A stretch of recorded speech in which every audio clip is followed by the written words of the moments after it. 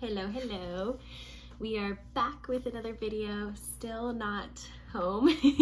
I'm still at my uncle's lake house for just another week and then we're homebound. So yes, I am indoors because the heat wave that we are experiencing in the Pacific Northwest right now is crazy. This climate crisis is real, folks. So yeah, I thought I would do the 1K Q&A. Thank you to everybody who sent any questions or comments my way and for subscribing. That's pretty mind-blowing, to be honest. And I'm really thankful for all of you watching because this is the best hobby, like I said in my other video. But yes, so without further ado, let's get to answering. Oh, one thing that I messed up on was I didn't write who the questions were from. So apologies in advance, and I will try not do that again next time. All right, so the first question is, which book would you like to see as a spoken word performance or an album? Great question. And for this one, I picked On Earth We're Briefly Gorgeous. Yes, that might be like an obvious answer because Ocean Vuong is a poet, so it's only fitting that he would be amazing at doing like a spoken word performance of his own novel. I think that would just be beautiful, and I think same with that goes with an album accompanying that book, or having that book be like translated into like some album. Like I could hear like some like beach house vibes or any sort of like a melancholic kind of poetic alternative indie type artist would do a great job at bring On Earth We're Briefly Gorgeous alive through the medium of music. So that was my choice, kind of an obvious one, but yeah, I'd love to see that actually. Okay, the next question, is there a book that recently made you think, whoa, that is why I love books? Honestly, any good book I read, I'm always just like, books are sick. Like, this is pretty incredible and just it brings such joy into my life, and I'm always just blown away by someone's ability to create a world, characters, and a story that just hits something inside you and makes you just feel some type of way. I know it sounds like such a cliche, but any good book I read, I always think, wow, I just freaking love reading in books. But I think the most recent example of this feeling would be Open Water, which I've talked about for quite a bit. So that or Fresh Water are just pretty mind-blowing, and yeah. Okay, what is a quote you want to share with us that could enlighten our day? Honestly, I wish I was a quotes bitch. Like I wish I had like a quote I lived by or one I could share, but sadly that's just not me. So if you have one, leave it downstairs so we can all be enlightened. Okay, future career. Oh, this one I'm gonna clump into like just one question because I got quite a few questions regarding career plans as well as what I studied in college. So for my undergrad, I have a major in sociology and a minor in gender, race, and social justice. And I would have to say, so career plans, I'm planning to go to law school in fall 2022. Fingers crossed if all goes well. And I know that my undergrad kind of informed what I hope to do in the future / what I'm working towards now. And I think it would have to be, either first or second year I took a class. It was called Gender, Race, and Social Justice in the Law. And it was the first time I was ever exposed to like critical race theory, intersectionality, feminist legal voices, authors, and I was just completely blown away. And I'd never been more like captivated and genuinely curious about the things I was learning and consuming. And I knew that I had found something that I was really passionate about, but wanted to just learn more. And that kind of just led me down the path of just social justice and wanting to do advocacy work, either for immigrant asylum seekers or be an ally and work within Indigenous or fighting for Indigenous sovereignty, especially in British Columbia, where I'm situated. Indigenous issues are really prevalent in, well, in any settler colonial state. I mean, we still have a lot of work to do. So yeah, that's hopefully the area that I hope to be going into.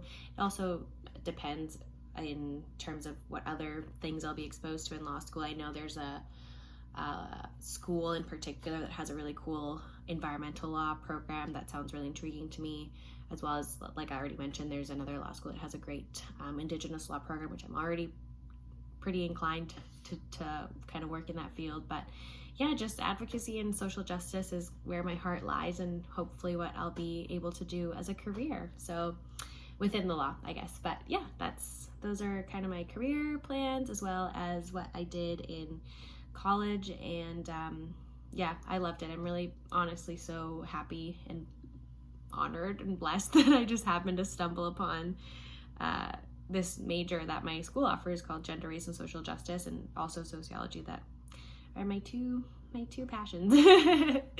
Loved what I studied in my undergrad, and I highly encourage you to just go out there and take any interesting classes in college and just expand your horizons. Or you can also do that with books, obviously, or volunteering. I started to volunteer at a migrant worker center, as well as another organization actually based in LA that does immigration advocacy work for asylum seekers, as well as just undocumented migrants. So that is one thing. Actually, this is such an aside, but if you are interested in volunteering, a lot of places are looking for remote volunteers. So that's kind of a silver lining of COVID, is now you're able to apply for certain positions or certain volunteer opportunities that aren't necessarily bound to a specific geographical space. So pretty cool. Anyways, that's my tip, I guess. If you're interested in volunteering in any of these areas, or I'm sure other organizations too are now hiring people remotely. So there you go. Okay, the next one, favorite genre, niche trope.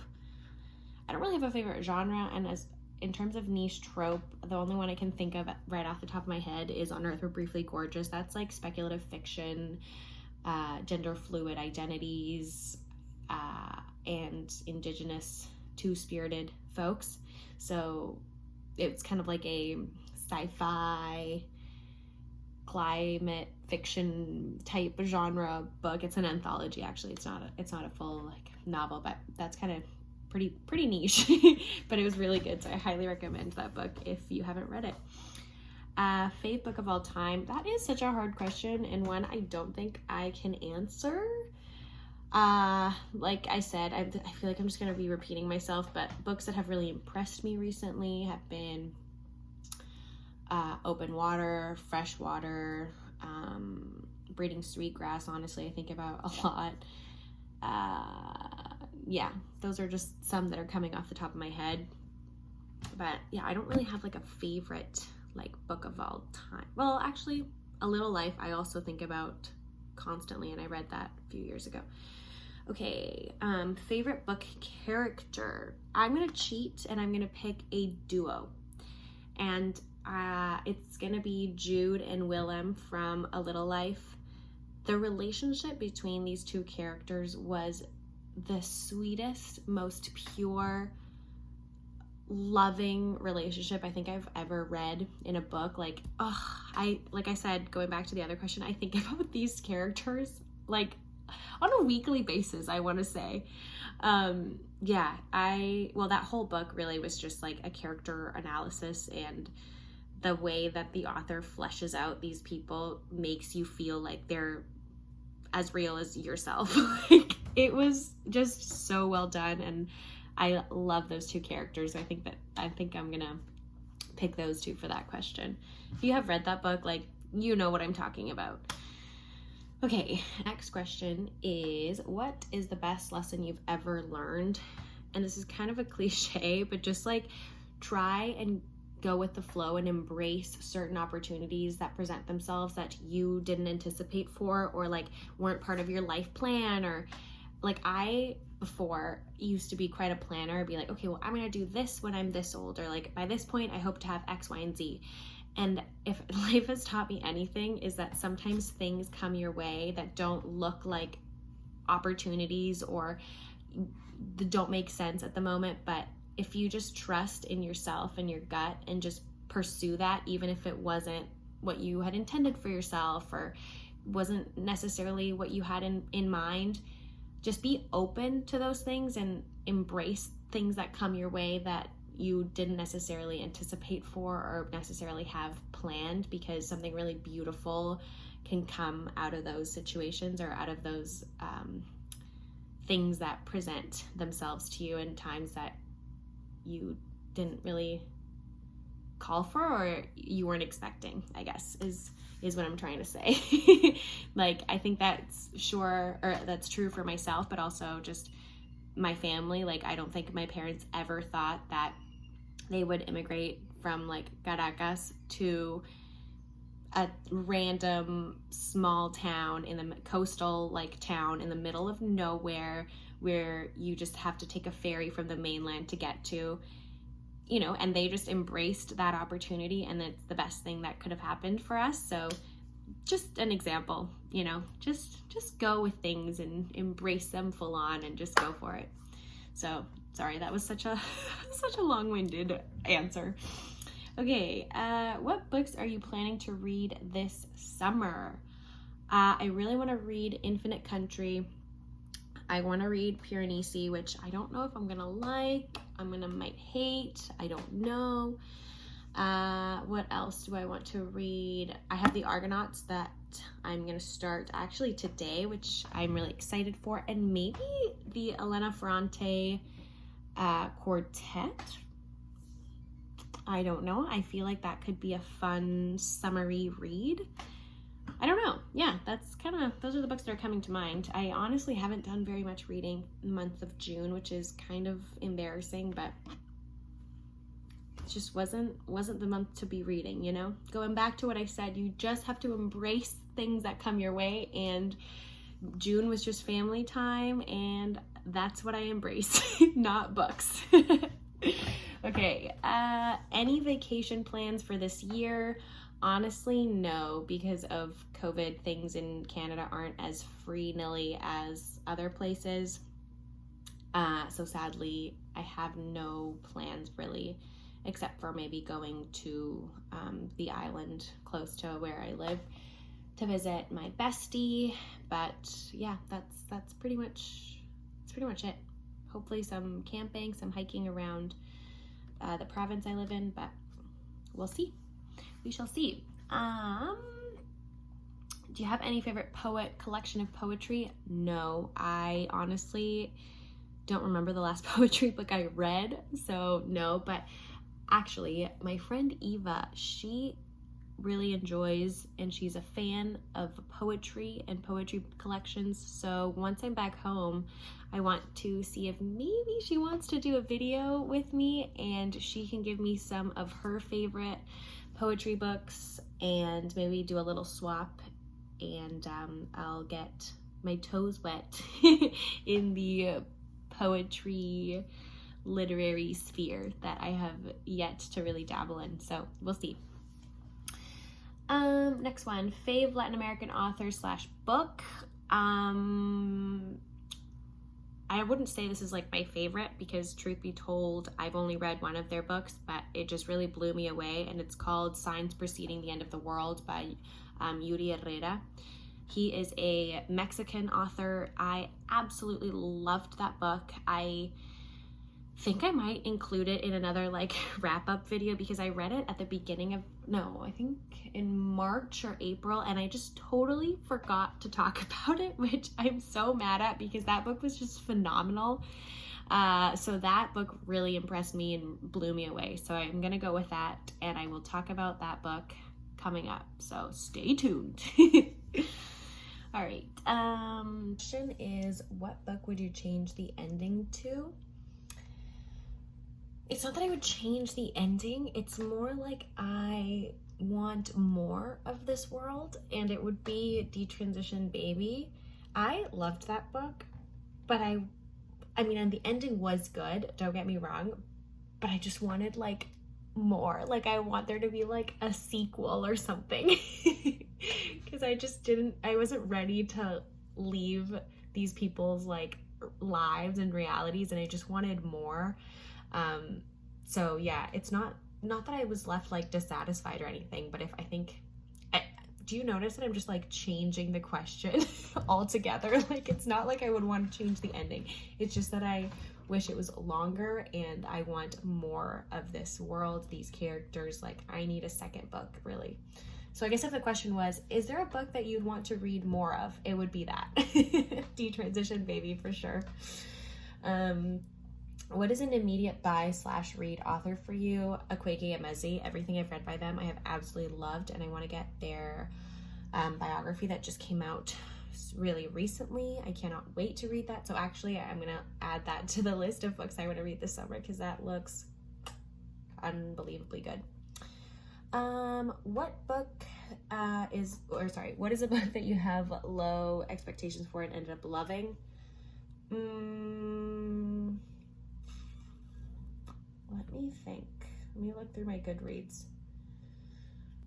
Probably Do You Dream of Terror 2, because the entire time I thought it was like a young adult like fiction book, which it wasn't even a young adult book, and I haven't read like science fiction-y like space stuff since I was a high schooler / teenager. So I was like, will I like this? I don't know. And I actually loved it. So I guess we'll go with that. Yeah.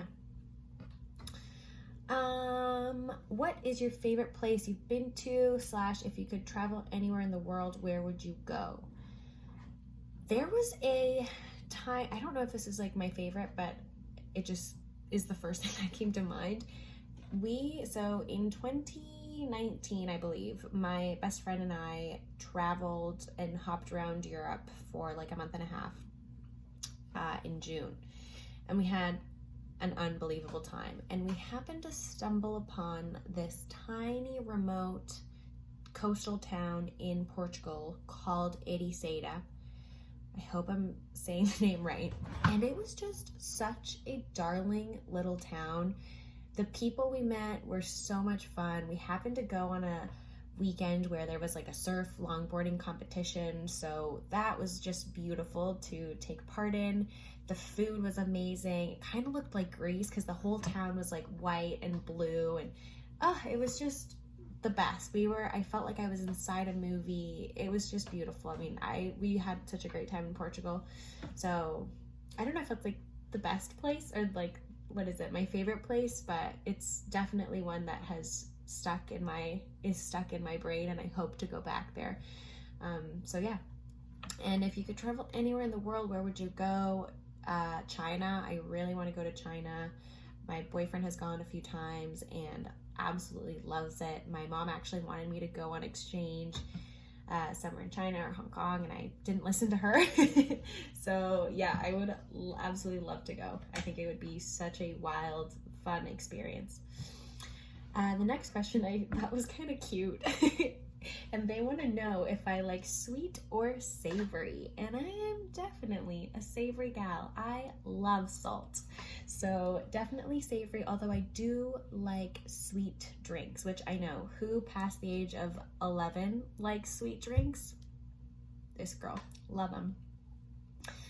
Dream bookstore aesthetic if you owned your own. Honestly, the bookstore I work at right now would kind of hits the spot. Like, I think that is probably how I would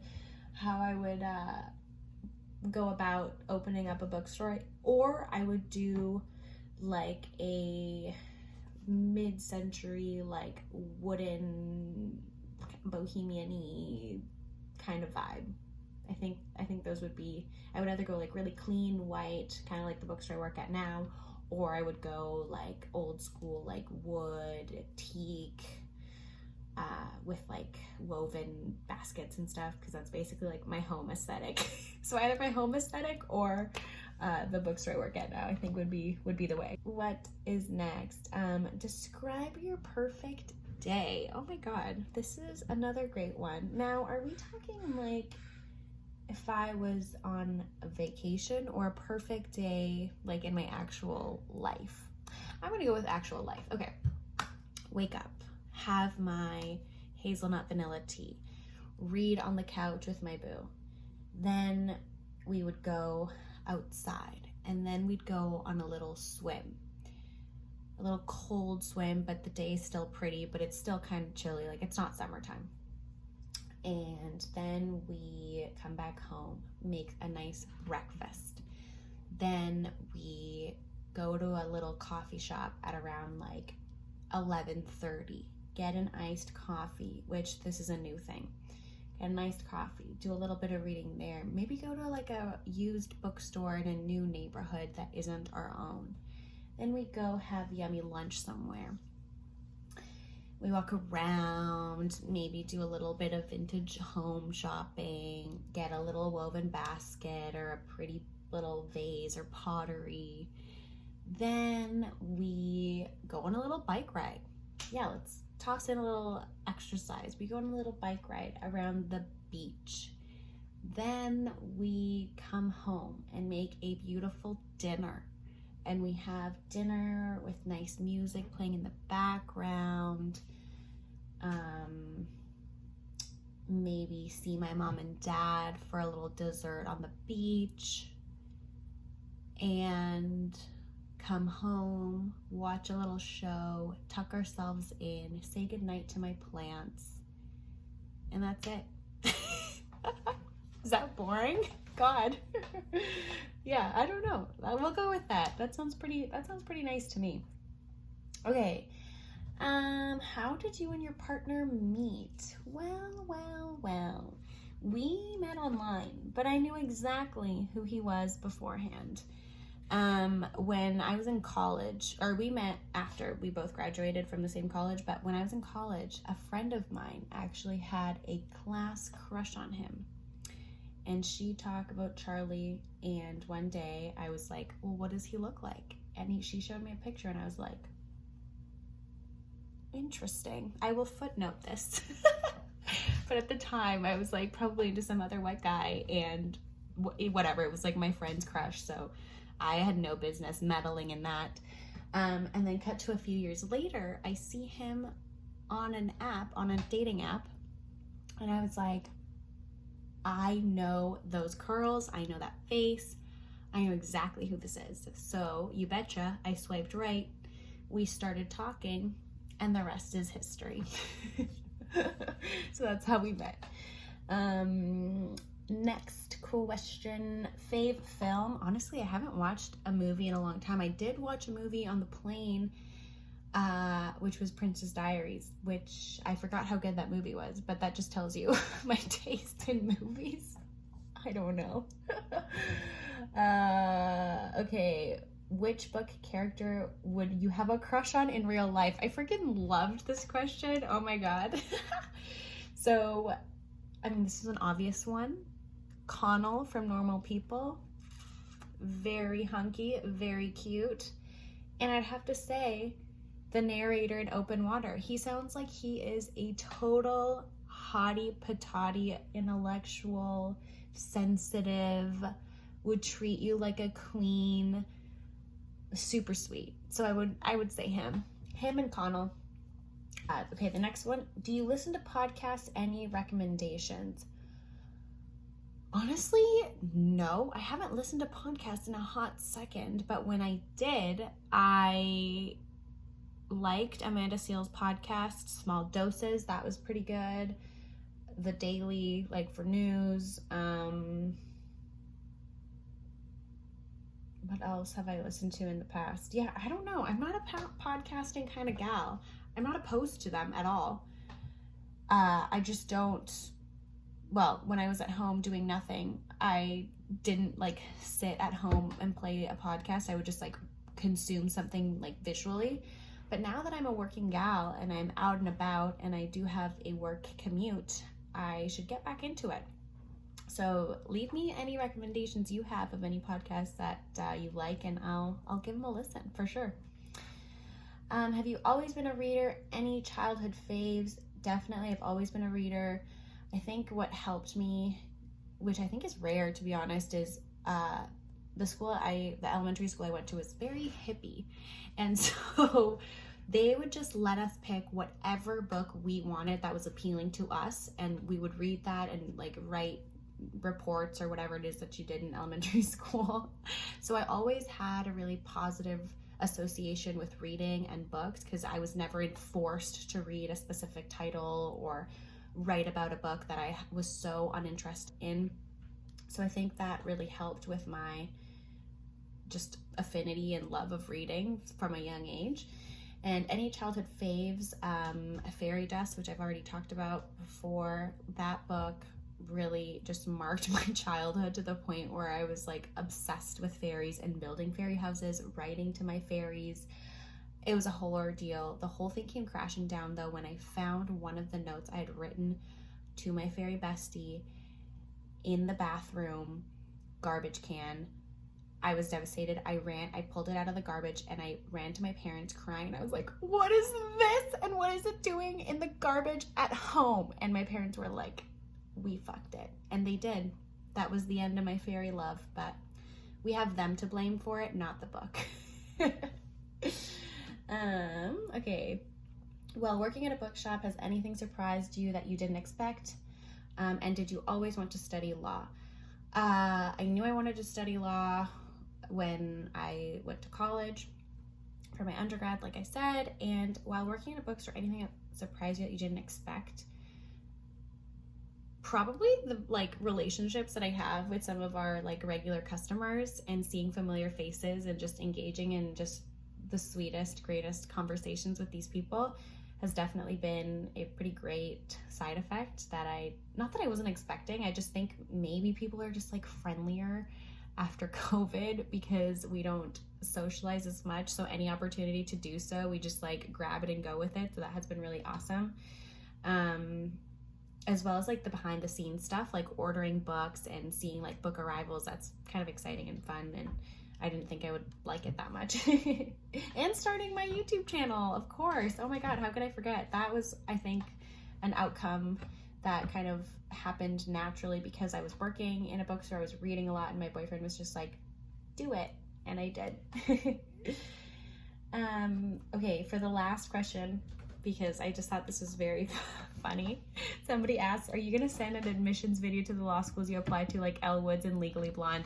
I wish. That would be awesome. But sadly, that's not how things work. Ugh, if only. I think I would kill it. I really do. Anyways, those are all the questions. I hope I answered all of them. Thank you again for watching me. I love doing this, and I love you all, and I hope you're having a beautiful summer, and stay safe out there, drink lots of water, and I will see you all very soon. Bye.